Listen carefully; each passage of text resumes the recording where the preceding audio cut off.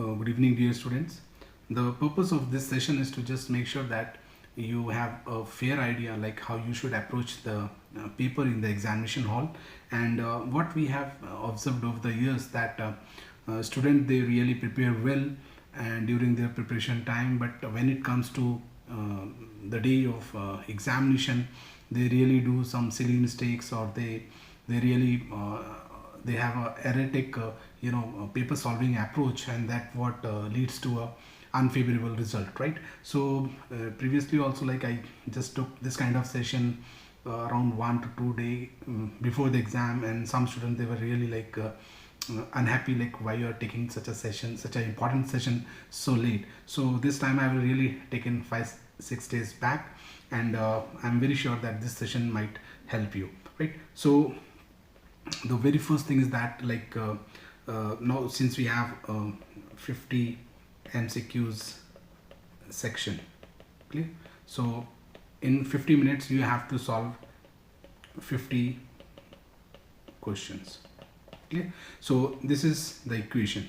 Now usually as a human, the tendency is like that we take it as a 1:1 equation.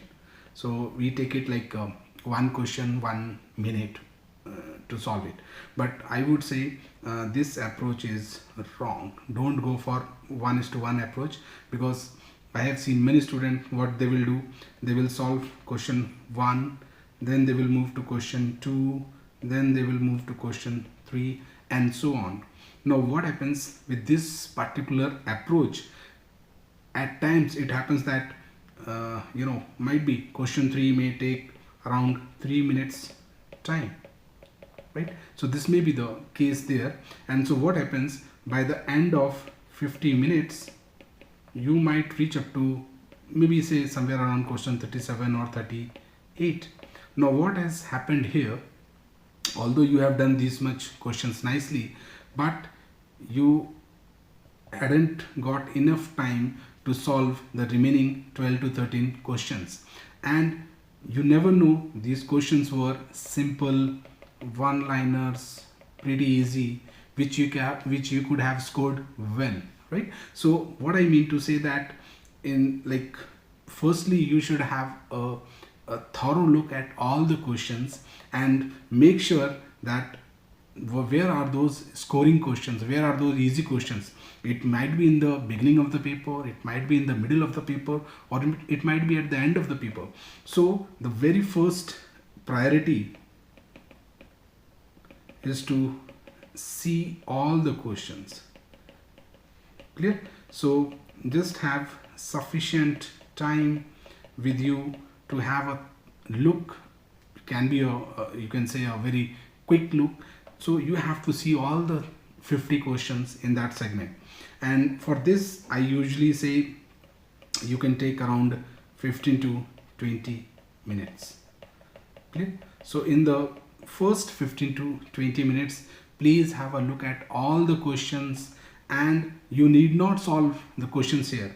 The only thing is that you have to have a look, clear? So have a look, and if you feel that some questions are pretty easy and which can be solved at the first sight, just solve those questions, right? So the moment you read the question, and if you have the answer in your mind, if you find that answer in the options, click it and go ahead, right? So the thing is, you have to make sure that all the easy one-liners,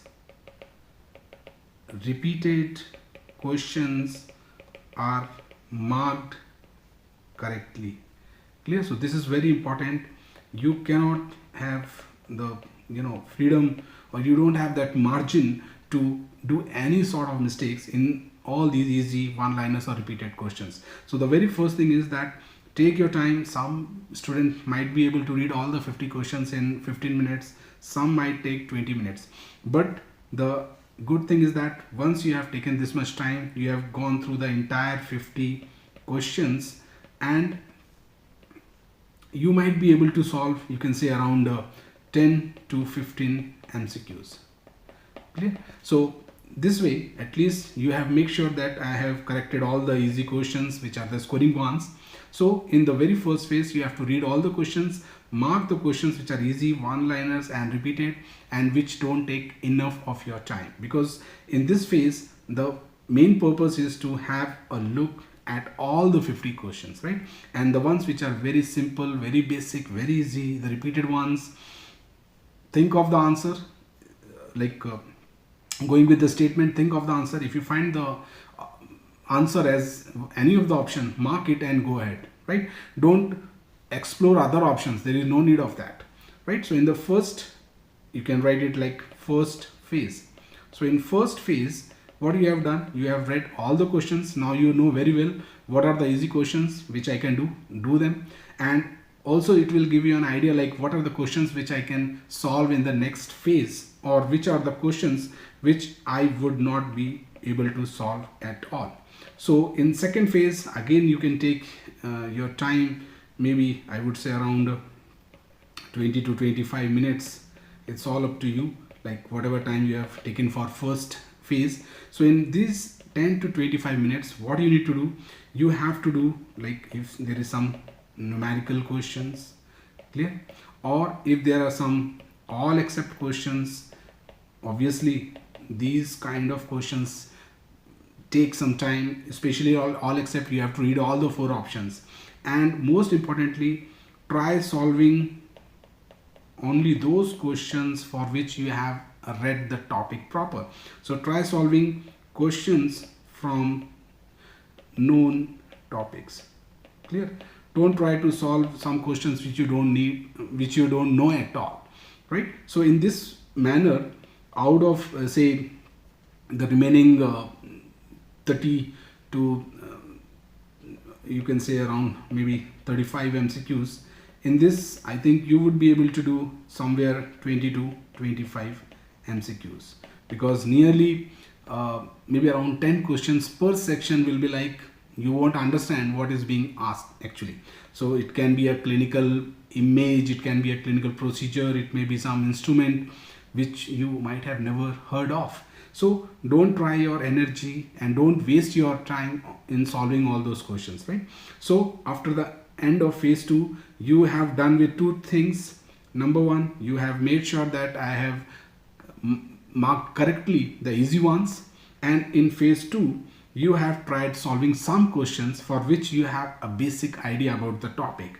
Now in the third phase, now this is all about ensuring that all the questions are marked, right? So here you can take around say 5 minutes and just make sure that you mark all questions, because there is no negative marking, so there is no sense in leaving any question unmarked, right? So mark all questions, and by the end of these 3 phases you should have around 2 to 3 minutes spare with you, right? So what I mean to say that you should be able to, you should try to finish off one segment maybe by the end of 45 to 47 minutes. Now why you need these 2 to 3 spare minutes? Because in this last few minutes I want you to relax and you should move into the next segment with a stable mind. There shouldn't be any panic between changing the sections, like from going from section 1 to section 2. You should have that relaxed state of mind, because you have to start the next segment with a fresh stable mind, right? So just make sure that you don't switch on into that panic mode, and otherwise it is going to affect your performance in the second or the next segment as well. So fresh stable mind is very importantly, and you have to repeat the same process again. So take the 3-phase approach. Phase 1, read all the questions. Phase 2, try solving all those questions which you can, which are actually from the topics which you have read or which you know something about. And in phase 3, just ensure that all the questions are marked. So this way you can expect a little better than if you randomly go with this approach, with this sequential approach. So don't go in this manner. It's better you read all the questions first. Make sure the questions which are very easy, which should be scored, that they are, you have scored good in that. And then in second phase, try to solve the questions maximum you can. And in phase 3, whatever the questions are remaining, just tick them off, right? So with this approach, I am very sure that it will improve your score, maybe by a score of 10 to 15, right? So this is my advice. Now it's all up to you how you can frame your policy as per your level of knowledge, as per your own convenience. But I request all of you to go with this 3-phase approach. So this is really, it really works wonderful. And now there are some do nots which you need to keep in mind, because everyone tells like what you should do, but there are certain things which you should not do. Now number 1 is, once marked, leave it marked. Now I think most of you can correlate this, because what happens as a human, this is a human tendency. Suppose for a given question you will mark option A, and then when you will review it later, you have this, inner voice, yeah, A is not right, I think B is the right thing. So what you will do, you will erase A and you will mark B. And when you come back home and you will go for recalls and other things, or maybe reference books, you will realize, oh, your A was correct, why I have done this mistake. So the very first voice, whatever comes to your mind, is the right answer, my dear friends. So that's why I always tell, if you have marked A, leave it, don't think about that question again. Because what you are doing, if you are reviewing it again, then you are doing 2 loss to yourself. Number 1, you are changing, most probably, a correct answer with a wrong answer. Okay, so you have done a loss of 1 marks to yourself. And number 2, you are wasting your time, and this time could have been allotted to some other question, and maybe you could have scored better overall. So discard this tendency of reviewing.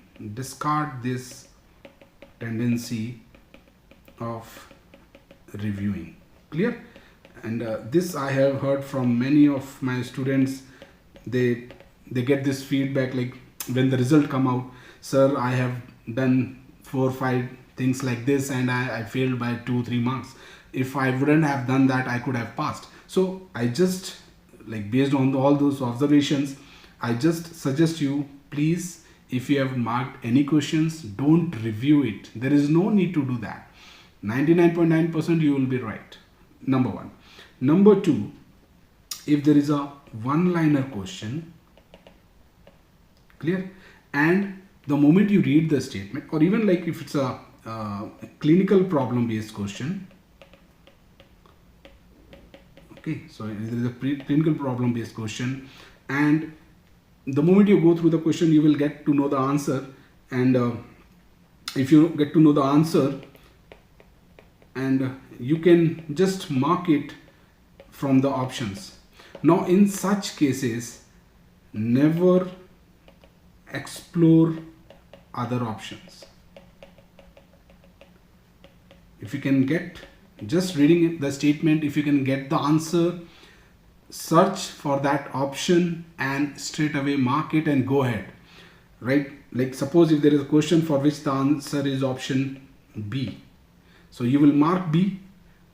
And some student, what they will do, they will try to read options A, they will try to read option C, and they will try to read option D unnecessarily.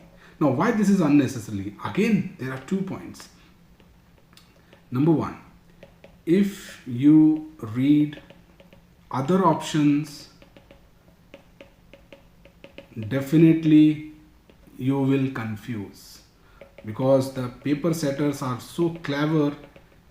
They will keep the options so near that they will confuse you. So definitely you will confuse. The more you think, the more you will confuse. So better read the statement, think of the answer, look in the options. If you get that option, mark it, go ahead.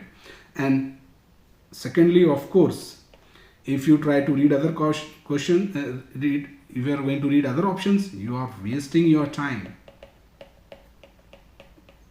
Clear? So it's my humble request, if you can get to the answer reading the statement, straight away mark the answer, go ahead. Don't explore or don't do any sort of post-mortem for that question. And if you look properly, I'm putting this word again and again, wasting the time, wasting your time. So what is the keyword?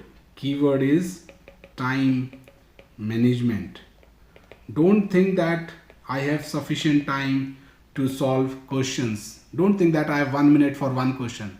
Some questions will definitely take 3 to 4 minutes, or maybe even more, especially if they are the numerical ones. So time management is very important. The time which you can save from easy questions can be allotted to some difficult questions, and maybe you can correct them also, right? So time management stands very important. And in one of the more important keywords, see, there are 3 sections in one paper, right? So section 1, section 2, section 3. And it is not always the rule that all the 3 will be of the same level. It might be that this might be tough, this might be tough, or this might be easy. So if the section 1 is tough, forget it. Go to the section 2 with a fresh state of mind. Don't carry the memories of the toughness of the first section. If section 2 is tough, once it is locked, forget it. Take the new section as a new one, and maybe you can make up the loss in the third one. So always go with this positive approach, right? That I will make up the loss in next section. Clear? So always go with this approach, that I will make up the loss in next section. This is for paper 1. And in rare case your paper 1 was extremely tough, always go with a positive approach that I will do better in paper 2. Remember, unless and until all the 6 sections are done, you cannot take anything for granted. You cannot be on the positive side, you cannot take yourself on the negative side, right? So let all the 6 sections be over, then only you can say anything, or then you will be able to comment on anything. So it's better, always go with a positive state of mind. Take a section as a new one, and always have this self-belief that I will do better in this section. Clear?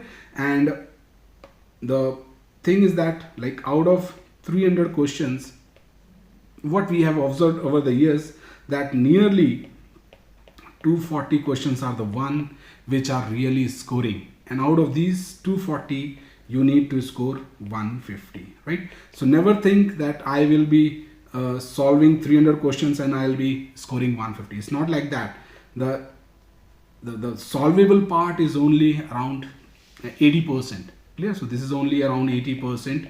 Rest of the 20% are really difficult questions, and we have observed it over the years. It can be some laparoscopic image, or it can be some operative video, it can be some instrument for some surgery.